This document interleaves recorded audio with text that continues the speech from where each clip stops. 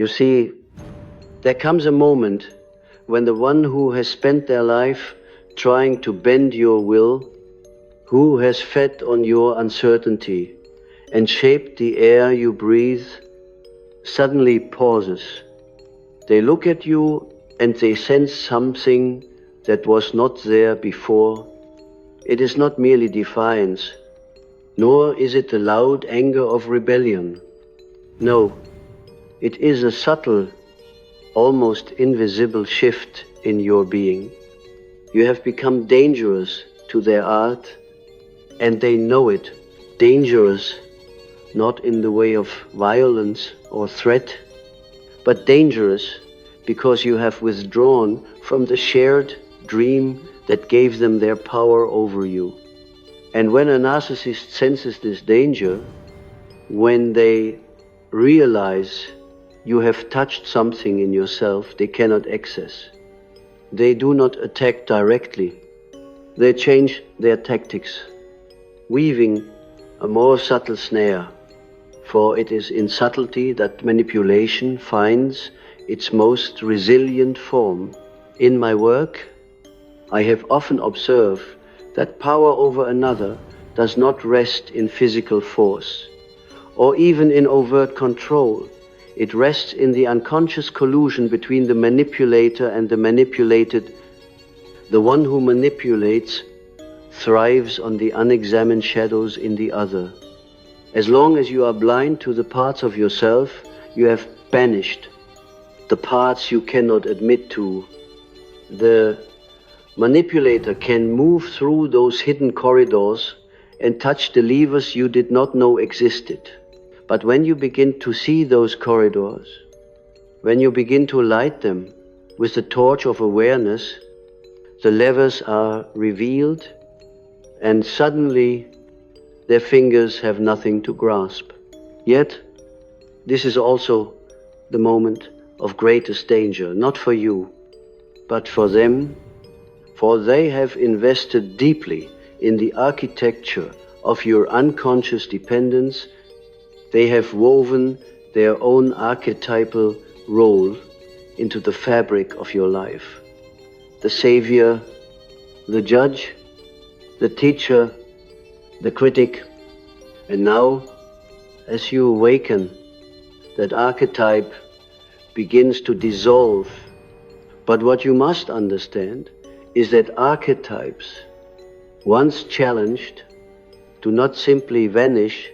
They fight for their survival through you, through dreams, through sudden bursts of emotion that seem to come from nowhere.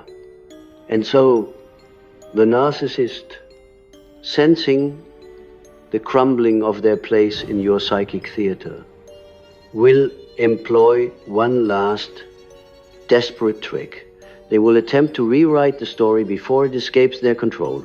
This rewriting often comes cloaked in innocence. It might be a sudden wave of charm, as if the storms of the past were only a misunderstanding. It might be a story about their suffering, their loneliness, their regret, a story designed to awaken your compassion, to reawaken the pattern where you place their needs above your own. And here lies the true danger. If your compassion remains unconscious, if it is still chained to the archetype of the healer or the redeemer that lives in your shadow, you will be pulled back into the orbit. You fought so hard to escape. You must understand that compassion without boundaries is merely another form of servitude. The narcissist's final trick is not cruelty, but inversion. They invert the roles, painting themselves as the wounded, you as the one who has misunderstood, who has judged too quickly. And in the confusion of this inversion, many return to the old dynamic, believing that perhaps they were too harsh, perhaps they owe another chance. This is the moment you must hold the image of yourself not as they define it, but as it has been revealed in your inner work. This is why I speak so often of individuation, not as a philosophical ideal, but as a matter of psychic survival. For the individuated person cannot be drawn into a role that is not their own. They see the play for what it is, and they step out of it without the need for confrontation. The psyche speaks in symbols, and when you dream of being pursued, of being trapped in a house with endless rooms, it is not simply the narcissist you are running from, it is the unintegrated part of yourself that made the narcissist power possible. The house is the structure of your own mind, and the rooms are those aspects of you have not yet claimed. If you run without turning to face the pursuer, you will always find another corridor, another locked door. But if you turn, if you see the face of the one who chases you, you will often find it is a reflection of your own distorted, perhaps, but recognizable. And in that recognition, the dream changes, the pursuer loses substance. This is the same in waking life. When you see the psychological mechanism clearly, without fear, it cannot operate as it did before, yet clarity is not enough. For the narcissist is not merely an individual. They are the embodiment of an archetype that has lived in human relationships since the dawn of consciousness. The Shadow King, the devouring mother, the trickster in its destructive aspect. These archetypes are immortal. They cannot be destroyed, only integrated. When you stand in your dangerousness, that quiet refusal to be written into another story, you do not kill the archetype, but you withdraw your life force from its grip. You allow it to live where it belongs. In the collective unconscious, not in the theater of your personal life. Do not imagine that the narcissist will understand this awakening. To them, it will appear as betrayal, as a loss of the intimate thread that once connected you. They will interpret your individuation as abandonment, your boundaries as hostility. And here is where the subtle test arises. Can you remain still in the face of their reactivity? Can you allow them to feel what they must feel without rushing in to soothe them, without surrendering your newly claimed ground? This is not the coldness of indifference, but the warmth of self-respect, which no longer confuses. Rescue with love. When I speak of being dangerous to a narcissist, I do not mean possessing weapons of harm. I mean you have become an unpredictable element in their psychic equation. You no longer respond to their cues as you once did. You no longer feed the hidden agreements that kept you bound. And unpredictability is intolerable to one who needs the security of knowing exactly where to press. In their discomfort, they will reach for the one trick that has worked on every other soul who began to awaken before you. They will try to remind you of who you used to be. They will conjure the ghost of your former self, the one who still doubted, who still sought approval, who still felt responsible for their happiness. They will place that ghost before you like a mirror, hoping you will step back into it. This is where the true alchemy of individuation occurs. For if you look at that ghost and feel only tenderness without identification, you have crossed the threshold. You can bless that earlier version of yourself without returning to it. You can see the long journey that brought you here and know that it cannot be undone by the nostalgia of another. And in that moment, you are free, not because the narcissist has released you, but because you have released yourself from the need for their release. The trick they will try is not an attack, it is an invitation back into the dream. But dreams, anges lucides, cannot hold you unless you choose to remain.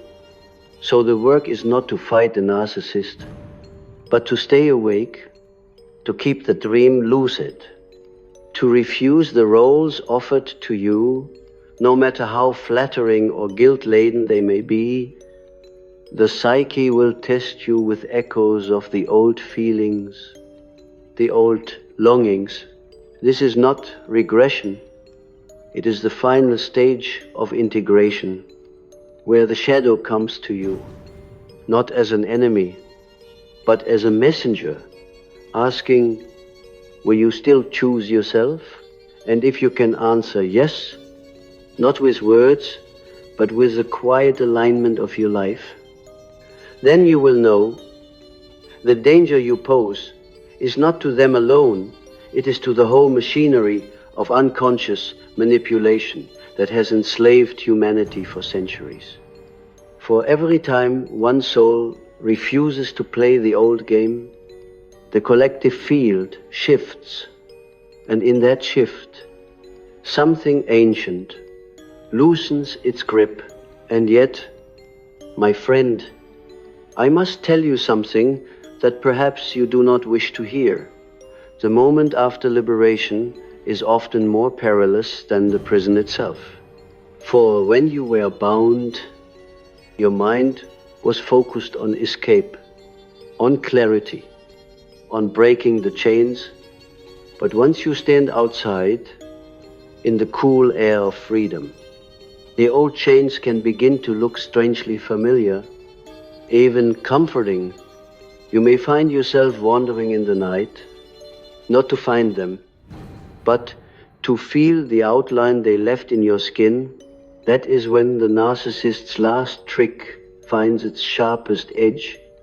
They do not chase you with open hands, they leave the gate open, knowing that part of you has not yet learned how to live without the bars. The human psyche is not built to discard patterns easily. Patterns are the skeleton of the soul's relationship with the world. And breaking one is like tearing apart a familiar map and wandering into a forest with no compass. This is why the manipulator thrives not on your ignorance alone, but on your fear of the unknown, the archetype they embody, be it the devouring mother, the tyrant father, or the seductive trickster has been with humanity since the beginning.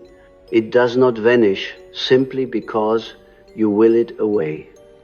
It withdraws, watching, testing, waiting for the dreamer to get tired of wakefulness.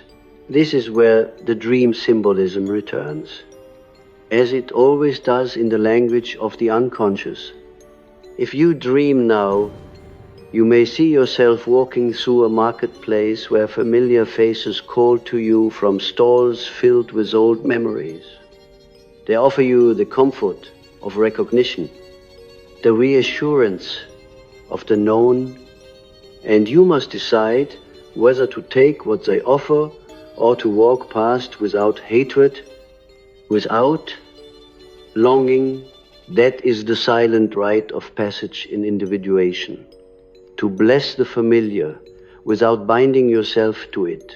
The narcissist's trick in this phase is often disguised as reconciliation. They may present themselves with open vulnerability, speaking of change, of a new understanding they have reached, and I do not doubt that in their own way they believe it. But belief is not transformation. The psyche changes not with the will alone, but with the descent into its own depths, into the shadow, into the dark womb of the self. Few are willing to make that descent voluntarily. Many will instead mimic the outer signs of transformation, hoping it will be enough to draw you back into their orbit. If you have not met your own shadow in full, if you still recoil from its gaze, you will not see the mimicry for what it is. You will hear their words and feel the pull of the old role, and the dream will close over you again. There is a dangerous romance in the idea of being the one who saves another from themselves. This is the trap of the wounded healer archetype, a noble yet treacherous figure in the psychic pantheon. The wounded healer seeks redemption not through their own wholeness, but through mending the brokenness of others. And the narcissist knows how to play the part of the wounded perfectly. For in truth, they are wounded, but the wound they carry is one they protect fiercely, for it is the source of their control. To heal it would be to dismantle their own identity. And so they will offer it to you like a precious jewel, knowing that the healer in your shadow cannot resist the call. If you succumb here, it will not be through weakness, but through love. Love in its unintegrated, archetypal form. The love that binds rather than frees, that rescues rather than respects. The individuated soul learns to love differently, to love without possession, to love without being consumed, to love with the knowledge that the other may never change, and that this too must be accepted. This is a love the narcissist cannot wield, for it does not nourish their hunger. It is a love that stands like a mountain, unmoved by storms, and so it becomes the most dangerous thing of all. The one trick they try at this stage is the illusion of mutual awakening. They may speak your language, mirror your insights, even confess their own shadows. But you must watch not the words, but the pattern of energy. Has their center shifted? Or are they simply rearranging the furniture in the same old house in your dreams? This may appear as a city you have visited before, but now painted in different colors. At first it feels new, but the streets lead to the same dead ends. The unconscious does not lie. If the pattern remains, the dream will show it. And so I tell you, your task is not to expose them, not to prove their trick, but to keep walking the path you have found. Let them play their roles in the theater of their own life. Your absence from their script is the real danger you pose. Do not stand in the wings, waiting for a cue that no longer belongs to you. Move toward the stage of your own making. Even if at first the lights are dim and the audience is silent, in my own life, I have seen how the collective unconscious resists these individual acts of liberation. It whispers through others, through circumstances, through the small coincidences that seem to draw you back into the old dance. This is the subtle gravity of the archetype, what I have called the enantiodromia, the reversal of direction that comes when a force pushed too far swings back upon itself. The danger is not in the narcissist's action alone, but in the archetypal tide that seeks to restore the familiar balance. To stand against this tide requires more than will.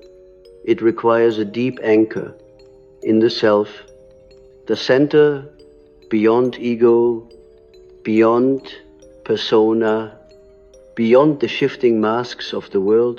The self is not a weapon, and it is not a shield in the ordinary sense. It is the axis around which the opposites turn without tearing you apart.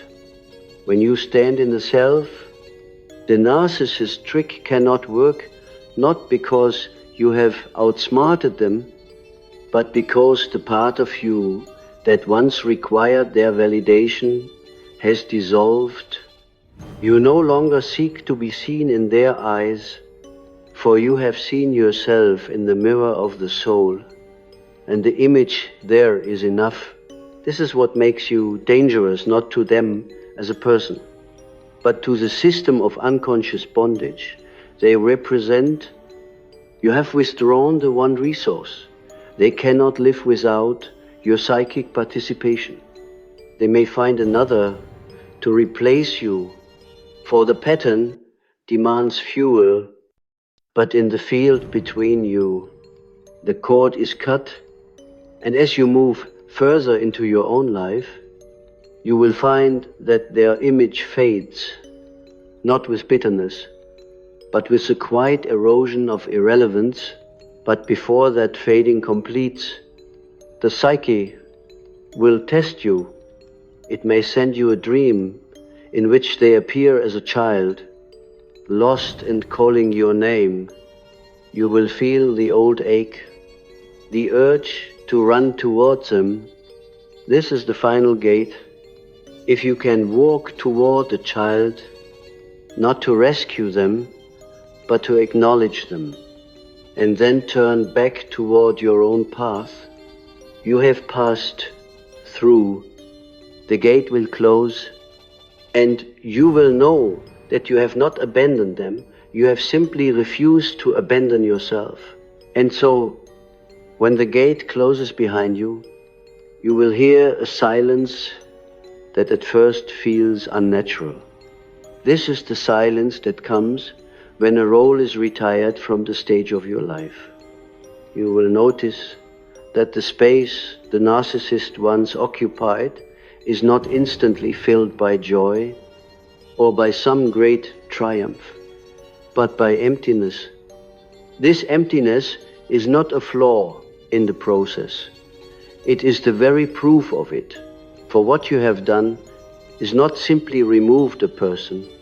You have dismantled an entire psychic scaffolding that once held your identity in place. Without it, the wind moves differently through your soul. The walls echo in ways they never have before. Many mistake this for loneliness and run back to the familiar, but it is in truth the raw territory of the self waiting for you to build from within rather than from without. The narcissist, sensing this emptiness even at a distance, may feel emboldened to try their final enchantment. It will not come as an attack. It will arrive as a tender memory, a nostalgic pull, a subtle reminder of how things used to be when you laughed together, when you felt understood. They will call forth fragments of the dream that were beautiful, hoping that the beauty will overshadow the truth.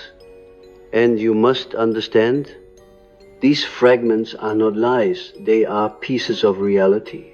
But the dream they belong to was never whole, for it was built on an imbalance of power, on a silent pact that your worth would be measured in your usefulness to their narrative.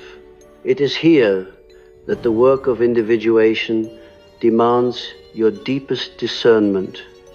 You are not called to deny the beauty that existed, nor to rewrite the past into pure darkness. That, too, is an illusion. Instead, you must hold both truths in your hands. That there was beauty, and that the beauty was laced with chains This is what the conscious mind resists, for it longs for the simplicity of good or bad, love or hate, but the self knows that life is woven from paradox, and it is only in holding the paradox without splitting that you become truly free. When you can stand in that paradox, the narcissist's trick loses its power, for the trick depends on your need to see them in only one light, either the angel who saved you or the demon who destroyed you. If you can see them as both, and neither as a human being wrapped in their own archetypal entanglement, then you step outside the polarity in which the game is played. They cannot pull you back into a role if you no longer play the game of absolutes.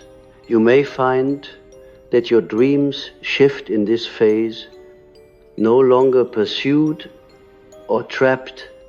You may find yourself in landscapes you do not recognize, wild, untamed, sometimes barren. This is the wilderness of the psyche after an old archetypal structure collapses. It is not yet planted with the seeds of your new life, for those seeds come only when you begin to move through this wilderness without fear, and the narcissist presence may still flicker at the edges of your consciousness, not as a threat, but as a shadow that tests whether your awareness holds steady in waking life. This shadow might appear as unexpected messages, encounters, or reminders that seem almost coincidental. This is the archetype's way of asking, are you still awake? You need not slam the door or burn the bridge. For such actions often betray an unacknowledged attachment. Instead, you simply do not step back onto the path you have left. You respond from your center, or not at all, without letting the old emotional reflexes decide for you. Understand this: the narcissist's greatest fear is not losing you, it is losing the version of you that made their power possible. Once that version is gone, even if you remain in their life, in some capacity, the dynamic can no longer feed them as it once did. This is why they will try to summon the ghost of your former self. But ghosts cannot possess the living unless the living invite them in. And you, now standing in the breath of your own truth, have no need for that invitation. I have seen again and again how those who pass through this fire emerge, not hardened, but softened in a way that is unassailable. They no longer need to shout their boundaries. Their very being radiates them. They no longer need to justify their choices. Their life itself becomes the justification. This is the kind of danger you have become. Not the danger of destruction, but the danger of awakening. For when one person awakens, it sends ripples through the collective unconscious, unsettling the patterns that have held countless others captive. The narcissist's trick, then, is not merely personal, it is archetypal. It is the trick of the seducer who promises safety in exchange for surrender. The trick of the false prophet who offers certainty at the price of your own inner voice. And it is a trick that can only work as long as you believe that safety lies outside of yourself. The moment you see that the only true safety is in the center of your own being, the bargain is broken. This realization is not an end, but a beginning. For the individuation process, once set in motion, does not stop at freeing you from one person's grip, It will lead you to confront every place in your life where you have surrendered your authority to an outer figure, an outer system, an outer good. This is why the path can feel so relentless, as if the universe conspires to strip you of every anchor until only the self remains. And yet, paradoxically, it is in that anchorless state that you discover the one thing that cannot be moved. The narcissist may still circle the edges of your life, testing the air for weakness, but their power is gone, for you are no longer playing the same game. They may try the old lines, the old gestures, but they fall into the silence between you like seeds cast on stone, and you will see, perhaps with a kind of quiet compassion, that they are still trapped in the same pattern you escaped. You may even wish them freedom, knowing that it is not yours to give. At last, you will come to a place where the thought of them no longer stirs either pain or longing. They will be a chapter in the great book of your life, a necessary teacher who taught you through the mirror of your own shadow. And in that recognition, you will understand the deepest truth of all. The real victory was never over them. It was over the parts of yourself that allowed the game to be played.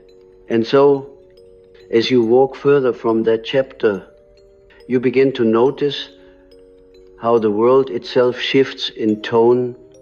It is not that people have suddenly changed, nor that the archetypes have vanished from the stage of human life. It is that your eyes have adjusted to a new light. The patterns that once drew you in with their hypnotic familiarity now appear with all their strings exposed. You see the gesture before it is made, the emotional hook before it is thrown, and though the world still plays out its endless dramas, you stand in them as a witness rather than a captive. This is the point at which you become truly unmanipulable, not because you resist with force, but because there is nothing left in you for the manipulator to grip. But here is the paradox that many cannot accept. Becoming unmanipulable does not make you untouchable. You will still feel, you will still love, you will still open yourself to connection. The difference is that your center remains with you, even when you extend yourself toward another. This is why the narcissist's old trick no longer works. They relied on the old you, the one who confused merging with loving, the one who mistook self-sacrifice for depth. Now you know that love without self is merely self-erasure. And so you love differently, and in loving differently, you become an uncharted territory to those who once believed they knew every inch of your soul. The psyche in this phase often brings dreams of crossing thresholds, stepping through gates, boarding ships, walking over bridges that vanish behind you. These are not just images, they are the unconscious confirming your passage. Sometimes you will dream of the narcissist too, but in these dreams they will be smaller, quieter, almost peripheral. This is a sign that the archetype has withdrawn its projection, returning to the depths where it belongs. You need not banish it. It fades naturally when you stop feeding it with your life force. The narcissist in waking life may still try to send out tendrils toward you, a shared joke from the past, as soon confession, a veiled reminder of what you once meant to them. This is the echo of the old pattern, the shadow's last attempt to reassert itself. But your response is no longer born from reflex. You might reply with neutrality, or you might not reply at all. The choice is conscious, and therein lies your power. The one trick they had, the ability to pull you back into the dream, has dissolved because you have learned to wake inside it. In the deeper layers of this work, you begin to see that the narcissist was not merely an enemy or a deceiver, but a mirror. They reflected the disowned parts of your own psyche, the hunger for validation, the fear of abandonment, the need to control how you are seen, and because they embodied these so fully, they forced you to confront them. In this sense, they were an unwitting agent of your individuation, even as they tried to prevent it. This is why resentment eventually gives way to a more spacious understanding, not forgiveness in the shallow sense, but a recognition that without their role in your life, you might never have turned inward to claim what was yours all along. There is a temptation here to turn this into a story of moral triumph, to declare that you have won and they have lost. But the psyche does not deal in such absolutes. Archetypes are not defeated. They are integrated. And if you declare victory too soon, you risk falling into the opposite pole of the same pattern, which is still imprisonment. True freedom lies in the quiet, knowing that there is nothing to prove, not to them, not to the world, not even to yourself. The self needs no validation. This is the state in which you become truly dangerous, not just to the narcissist, but to every force that seeks to control through unconscious agreement. You are dangerous because you can no longer be bribed with approval, nor threatened with withdrawal. You no longer seek the reflection of your worth in another's eyes, for you have seen it in the depths of your own being. And once you have seen it there, the outer mirrors lose their power. Now you will begin to encounter others who recognize this in you, some with admiration, others with suspicion.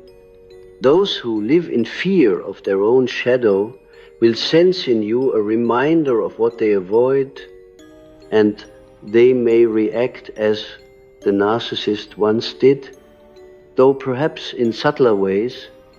This is the next layer of the work, to remain in your center even when the world around you does not understand it. Your stillness may be mistaken for coldness, your clarity for arrogance. Let them think what they will. You no longer bend yourself to fit the image they require. In your dreams now, the house that once held endless, twisting corridors may appear again, but this time the doors are open, the rooms are filled with light. You are not being pursued. You are simply exploring. This is the sign that the inner architecture has shifted. The manipulator's realm is gone, not because you destroyed it, but because you reclaimed it as your own. And if, by chance, the narcissist crosses your path again in the flesh, you will find that you can meet their gaze without the old charge. You may see the familiar glint of strategy in their eyes, or perhaps the weariness of one who has played the same role for too long.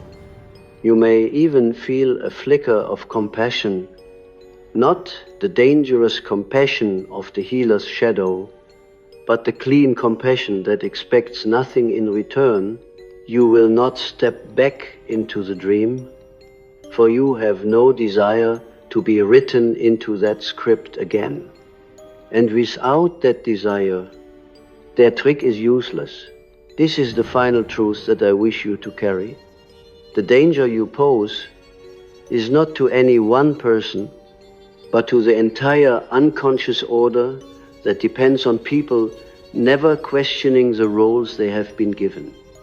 When you awaken, you do not just free yourself.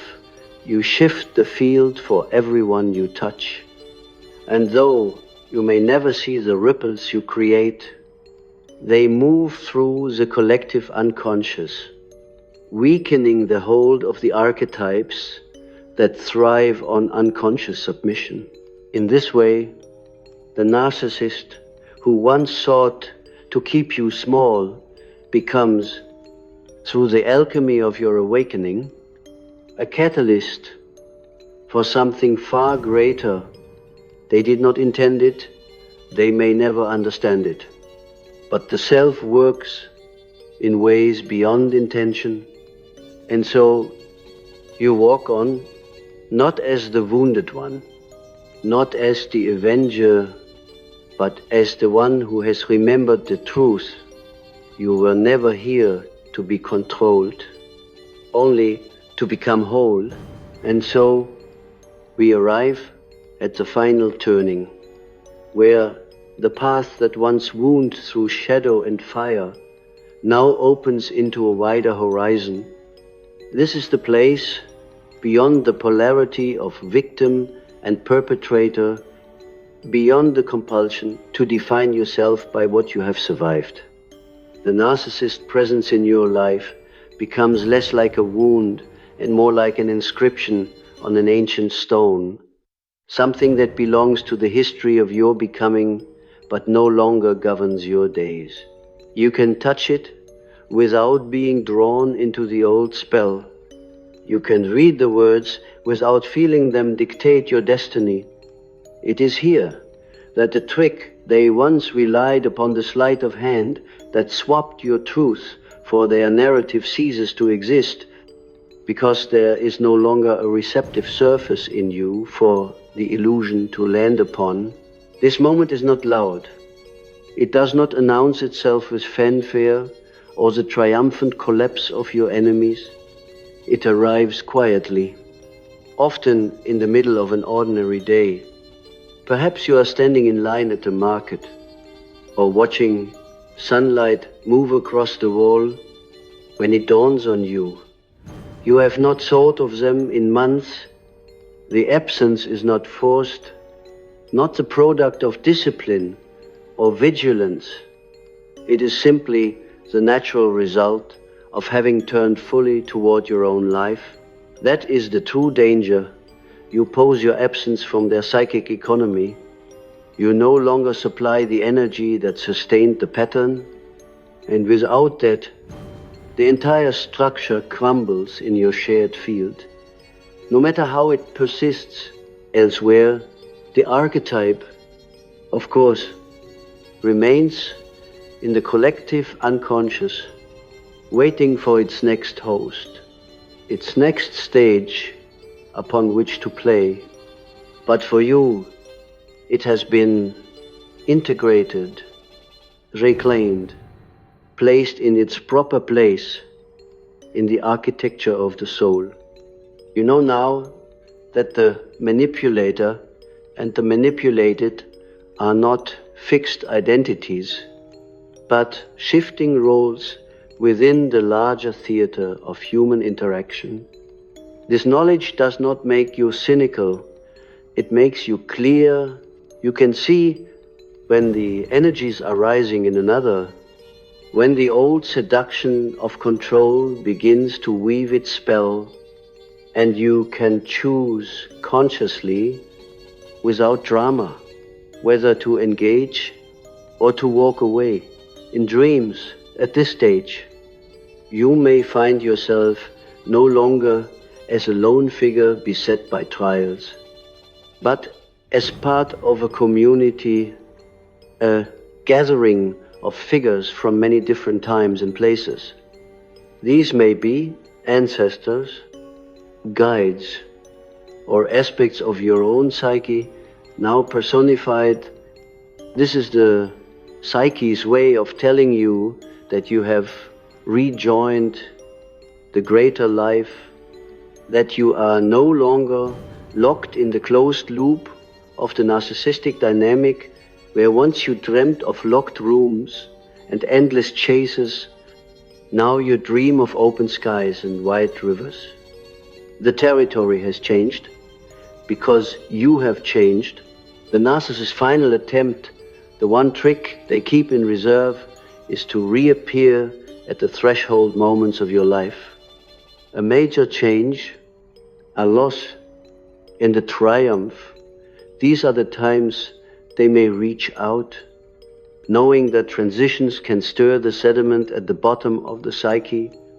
They hope to find in you a trace of the old reflex, a sliver of the healer's shadow or the abandoned child's longing. But by now, you have learned to recognize the texture of their approach. You know the difference between an authentic connection and the baited hook of the past. You do not need to harden yourself against them. You simply do not take the bait. There is a kind of peace that comes when you no longer need to guard the gates of your heart with suspicion. You trust yourself enough to let people in, knowing that you will not lose yourself in them. This is the true immunity, not an armored detachment, but a deep-rooted sovereignty. The narcissist trick cannot function in such soil. Their seeds find no place to grow, and so you move through the world with the quiet assurance of one who knows that freedom is not something given or taken. It is the natural state of a soul that has remembered its own center. In the end, the great paradox of your journey is that the one who sought to diminish you became the crucible in which your strength was forged. The one who tried to make you dependent was the catalyst for your independence. They were the mirror that showed you your shadow, and in facing that shadow, you discovered the self. This is the alchemy of individuation, the transmutation of pain into wisdom, of entanglement into clarity, of unconscious reaction into conscious choice. And so, if they were to stand before you now and try their trick again, you would see it for what it is, not as a threat, not as a temptation, but as a relic of a game you no longer play. You might even smile, not in mockery, but in the recognition of how far you have come. For you know now that the danger you pose is not in any act of defiance or revenge, but in the simple, unshakable fact that you are awake to yourself, awake to the hidden currents that once carried you unaware, awake to the truth that no one, not even the most skilled manipulator, can write your story unless you hand them the pen. This is the freedom that endures. It is not dependent on their absence or their approval. It is not contingent upon the outer world aligning with your inner peace. It is a freedom rooted in the unchanging center of your being, a center you can return to, no matter what storms may pass across the surface of your life. And in this freedom, the narcissist trick becomes what it always was, a shadow play against the wall of your consciousness, unable to touch the one who has stepped into the light. You leave them there, in that dim theater, not with malice, but with the understanding that each soul must awaken in its own time. Your work is not to wake them, but to remain awake yourself. And as you walk forward into the uncharted landscapes of your life, you carry with you the hard-won knowledge that the only true danger worth cultivating is the danger of living so fully in your truth that no illusion, however artful, can persuade you to betray it again.